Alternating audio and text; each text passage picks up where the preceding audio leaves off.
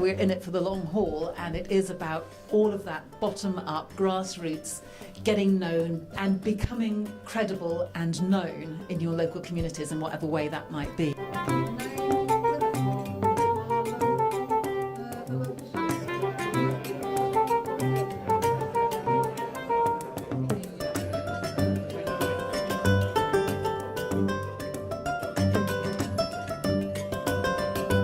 The whole point of this is to try and encourage people to go out and do door knocking, and that's one of the things that Caroline is here to promote, because the reason we have Caroline is because the Brighton Green Party were so good at this for so long. And we targeted like anything, and the ward we were targeting was St Clement's Ward, which is where I lived. Actually, it was interesting. It completely busted the myth of the Green Party only being relevant in green and leafy areas, because St Clement's Ward was one of the most deprived wards in the whole of Oxford, and it certainly wasn't particularly leafy.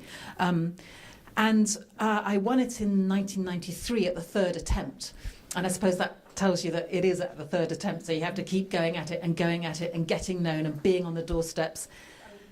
Knocking on doors is one of them, and it is the one that people remember the most, because I think we as Greens are probably the only political party that do it throughout the year. What Caroline said about the credibility, Greens, we do have credibility for working hard and for delivering on what we say we would do.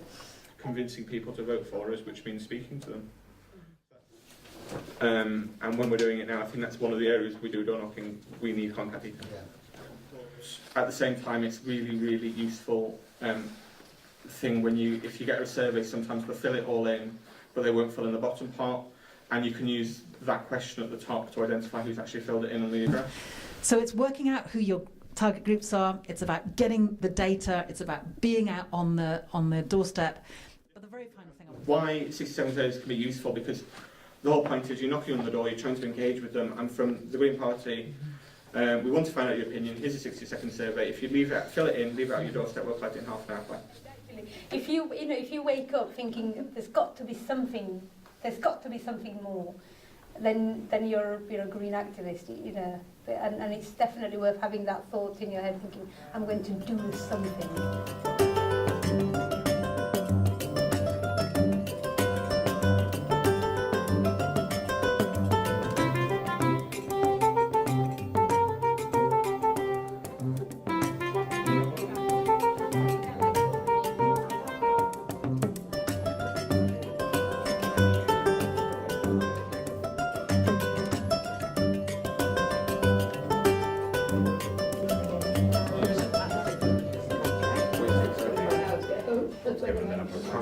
Is to make sure it's fun, and that might sound trite or trivial, but it really isn't. We ask a lot of each other and of our volunteers in elections, and it is a hard slog.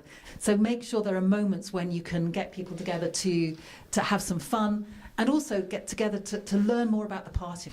And sometimes people are joining political parties for a whole range of different reasons, and they want their knowledge to be enhanced. They want their souls to be nourished. They don't want to just be used as fodder, essentially. And I think we're quite guilty sometimes of treating our volunteers as if they are just leaflet delivering machines, rather than people who are wanting to be stimulated and engaged and excited. And I think the more we do that, the likelier it is that they will then go and talk to their friends and their family and people at their work, and we'll actually expand this vital network that we're building.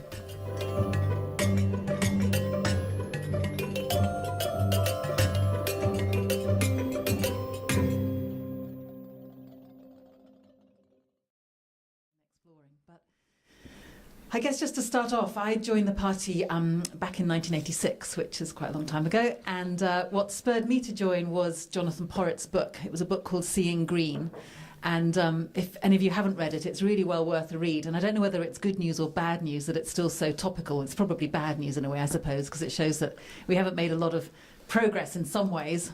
We have in others, but in some ways a lot of that analysis from that book, Seeing Green, that I think he wrote in '84, is still very, very relevant now. And what I loved about the book, and I suppose it's what I love about the Green Party too, is the way in which it brings together so many of the issues that I care about and makes the connections between them, and shows that there is a kind of political set of solutions to address those different issues. So I got into politics through CND. I was very active in the campaign for nuclear disarmament. I never lived at Greenham, but I visited often, and that was really the thing that motivated me. But at the same time as really caring about the whole issue of nuclear weapons, I was also concerned about women's issues, involved in sort of local environment groups as well. And it felt that my life was being pulled in lots of different directions because I wasn't making the connections between those different things that I was doing. And so, you know, one evening of the week I'd be doing one, the next evening the next one, and it was just exhausting apart from anything else. And so when I saw Jonathan's book that made the connections between those things, in the sense that in many ways it is the same kind of ideology that thinks that somehow nuclear weapons annihilating half the world is a sensible response to conflict. In a sense, it's the same kind of mindset that thinks that you can just go on growing indefinitely on a planet of finite resources. It's the same sort of mindset that means that half the world has been far more discriminated against than the other half. And he makes those connections and he demonstrates how there are political solutions. And for me, it was a real light bulb moment, and it suddenly made me think, actually, I don't need to be at different meetings every single night of the week. I could just go to the Green Party and kind of solve all of them in an interconnected way. And it was such a light bulb moment. I remember it really vividly. I was in a bedsit in Clapham at the time, and I finished the book, and I turned the book over, and I noticed that it said the Ecology Party in the Clapham High Road. That's where it was based. So I thought this is just meant to be. So, you know, there I was in the Clapham High Road in my bedsit. So I put the book aside and marched down the road in confident expectation of finding a large building with a brass plaque saying Ecology Party. And of course there wasn't. Eventually I found a tiny broom cupboard behind a Chinese restaurant, and that was the, it had just become the Green Party, to be fair. It was called the Green Party then, just. But I got involved straight away and you know, felt that I'd immediately found friends and a kind of political home and a political direction. And I was, I got involved, particularly on the press side, as a volunteer, and then there was a job available in the Green Party as the party's press officer. This was in 1987, and of course the Green Party didn't have enough money to pay someone who was actually a professional press officer, so I managed to persuade them that my PhD in 16th century literary romance was entirely relevant to the job of selling the Green Party. And I guess because no one else had gone for the job on that salary, they gave me the job. So I was the press officer in the National Party office, first of all in Clapham High Road and then in Balham, between 87 and 89. And if I look back at that time in terms of lessons to draw out of the sense of being in the Green Party at that time, I mean, I always like to tell the story that when I joined, it was just after the general election where we got 1.3% in that general election. And when I left, it was just after the European elections where we got 15%. So I sort of point to that, you know, case proven, I've just managed to improve the party's percentage by that amount. And obviously that isn't what happened. But what did happen was that we were getting better at seizing opportunities. So as a small party, we don't often make the weather nationally, but we can certainly respond to it and grasp opportunities and seize them and make them our own. And I think what happened in the run-up to that European election of 1989, when we got that phenomenal 15% of the vote, sadly we didn't have proportional representation in those days for the European election, so we got no seats, but that 15% of the vote. And one of the reasons we got that was that there was an environmental disaster running up to that. I don't know if many of you will remember it, but it was at a time when seals and other sea life was being washed up on the coasts of Britain, covered in oil, the big oil slicks, pollution, and we just ran with that issue and used that as a kind of example of the, you know, the industrialisation gone mad, the kind of neoliberal economics that cares nothing for the environment. And we were able really to make that issue our own. It's also the fact that the Liberals were in their difficulties with the SDP at the time, and that obviously also helped us. But it was that sense of grabbing those opportunities and really running with them and getting to that result of 15%. I have to say it was something that none of us expected at the time. I remember very vividly sitting with some friends who'd been volunteering in the press office, and we were watching the exit polls. And when we saw where they were going, we thought, my God, you know, we better get back down to the office fairly quickly because, you know, the media's going to be onto us about this. This is a massive thing that was happening. And although we didn't win any seats, I think another lesson from that is that I think the Green Party can take credit for being the party that made the environment a political issue. From that moment onwards, no other party could pretend the environment wasn't a political issue. They could certainly just do a whole load of greenwash and not seriously put sensible policies in their manifesto, but they could no longer say that the environment didn't have a place in our political system and shouldn't be on the political agenda. And I've been really, struck by the fact that the environment NGOs like Friends of the Earth North have themselves said that they felt that that 15% that we got in those European elections, did more to politicise the environment, to make it an issue that the other parties had to respond to, than many, many years of campaigning in the NGOs. Now, obviously, they're complementary things, and many of us who are in the Green Party are also in environment NGOs. But I think it is important to recognise where the Green Party sits within that spectrum, and how, in many ways, I'd like to think of us at least as the political wing of that wider green movement. So when we're wearing our Green Party hat, it is about how we can use the ballot box as a way of making the other parties respond to green issues. There are other ways to do it as well, of course, but our particular role is really putting pressure on the other parties where it hurts, and it hurts when you're taking votes away from them at the ballot box. So after having worked nationally in the party for a couple of years, I then moved to Oxford and started to get very involved with the local Oxford Green Party, which was a very active party. And we targeted like anything. And the ward we were targeting was St Clement's Ward, which is where I lived. Actually, it was interesting. It completely busted the myth of the Green Party only being relevant in green and leafy areas, because St Clement's Ward was one of the most deprived wards in the whole of Oxford, and it certainly wasn't particularly leafy. I won it in 1993 at the third attempt. And I suppose that tells you that it is at the third attempt, so you have to keep going at it and getting known and being on the doorsteps. And in a sense, just reiterating, I guess, what Matta said a lot implicitly, which is that there isn't a shortcut, really, that we're in it for the long haul, and it is about all of that bottom-up, grassroots, getting known, doing your 60-minute surveys, that would be a very long survey, 60-second surveys, and becoming credible and known in your local communities in whatever way that might be. And so, we were at it in St Clement's, and as I say, at the third attempt in 93, that was our first seat on the county council. And looking back at some of the messages we were using then, I guess it's probably the same messages that you'll be using, particularly if you're in areas that haven't yet got a Green councillor on your local council, which is that one more councillor from any of the other parties, frankly, doesn't make much difference, whereas that first Green councillor will make a world of difference. And that was the kind of slogan that we were using, shake up the council, have a Green voice. Sometimes on the doorstep, it can even be, depending on who you're speaking to, and obviously you need to judge this, but sometimes it can be fine, I think, to acknowledge that, maybe the person you're speaking to doesn't agree with the whole of the Green Party manifesto. They don't need to. All they need to agree to is the fact that to have some Green voices on the council, pushing the other councillors in a greener direction, whether that's on affordable housing or whether it's to do with the Green Belt or whatever the issue is, that is still worthwhile and still effective and still a way of keeping the other councillors honest, keeps them on their game. It ups their game in a sense, because they know that they have to really deliver. And I think what we were able to demonstrate too, and I know this has certainly been the case in places like Shipley, where you've had councillors for a long time, is that people know that Green councillors work hard. And I really think that we do, because we don't have a tradition yet in the Green Party. We haven't been here long enough for people to be able to say, well, I vote Green because my parents and my grandparents have voted Green, and it's just like an automatic Pavlovian thing to do when you see a ballot paper, is you just vote Labour or you vote Conservative because that's what you've always done.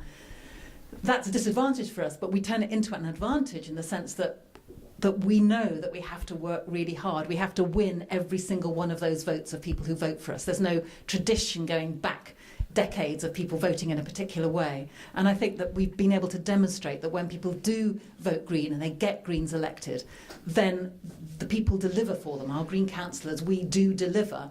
And that means that you're far more likely then to get the next Green councillor elected at the next election. And we certainly saw that in Oxford. It was the credibility barrier, really. It's that credibility barrier of being able to persuade people that voting Green will lead to a Green councillor, that enough people will do it. And once you've got that first Green councillor, that to me seems to open the floodgates in many ways, because then people do have faith in that process, that voting Green will deliver someone. And then, so for example, in Oxford, having myself elected in 93 on the county council, then Mike Woodin, a wonderful Green city councillor, very sadly died, but he was a wonderful councillor on the city council, and then after him more Greens getting elected and elected. So it's about that slog, that getting known, that being on the doorstep, the targeting crucially. I think as well, sometimes, people will say, well, what difference does just one more Green councillor make, or just one Green councillor make, rather? So if you've got a council of 50, then what can one do? And I don't think we should ever underestimate the importance of being a voice for people inside the council chamber. And that really came home to me on a particular issue. One of the first issues I worked on as a county councillor was about the closure of a special school. And while we absolutely want to see people with special needs integrated into the mainstream, the view that we took in Oxford Green Party at the time was that if there are still some who want the option of a special school, they shouldn't have that taken away from them. And so I was standing up for the people who wanted to keep that school open, while at the same time putting pressure on the other schools to be far more integrative as well. And the vote went, as you might imagine, 49 in favour and 1 against. And I felt, I've completely let down these people. I've failed. I haven't persuaded anybody here. They were in the gallery watching the debate, and they came down afterwards. And I was feeling really awful, feeling, I've completely failed. But they were just so pleased that their arguments were being heard on the floor of that chamber at the same kind of level as the other arguments. And I suddenly realised that actually, obviously until we're in a majority, we won't always win votes. But just the fact of being their voice can be so powerful. And it's something I think that I've learned also in Parliament. Again, sadly, I can't tell you that I've swayed any votes single-handedly. But just the fact that you've got arguments that wouldn't be being made if we weren't there making those arguments, we shouldn't underestimate that. I think it's quite a powerful thing. Having a voice is powerful. Having a baby on your chest is also powerful. I was just going to say, I was just looking back to what helped to win the election in '93, and at that time my eldest son was 3 months old.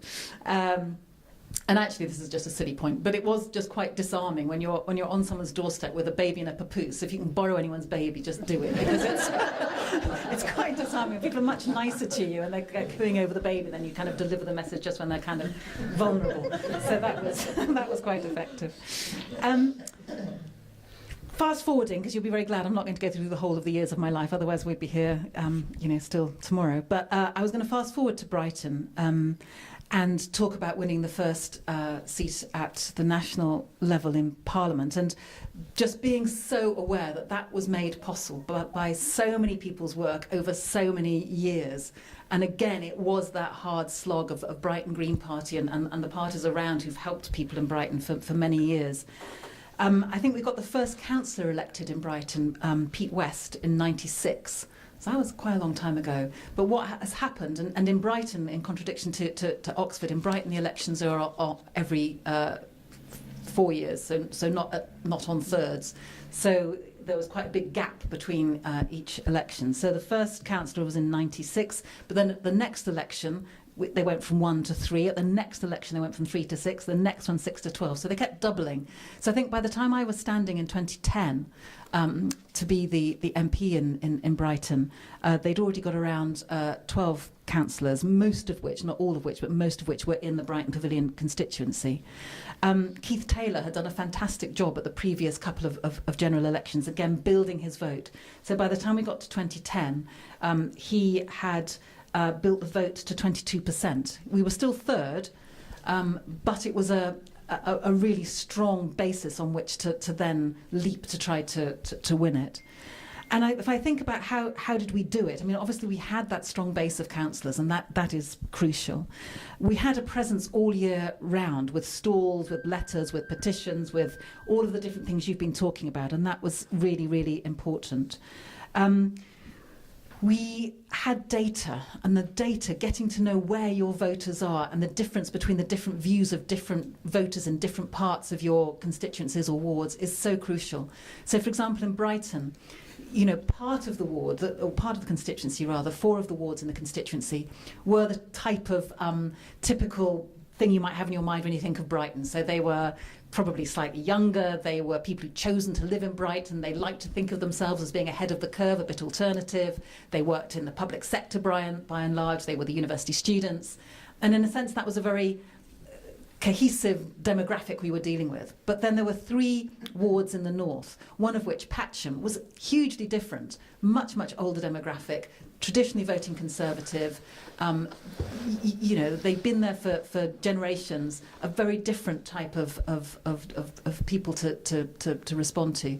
And so we actually had disaggregated leaflets. We wouldn't deliver the same leaflet, which is not the same, let me quickly say, as the Lib Dems saying one thing in one place and a completely different thing in the other. It wasn't saying, you know, we weren't contradicting our policies, but we were highlighting different policies in different areas, and I think that was an important thing to do.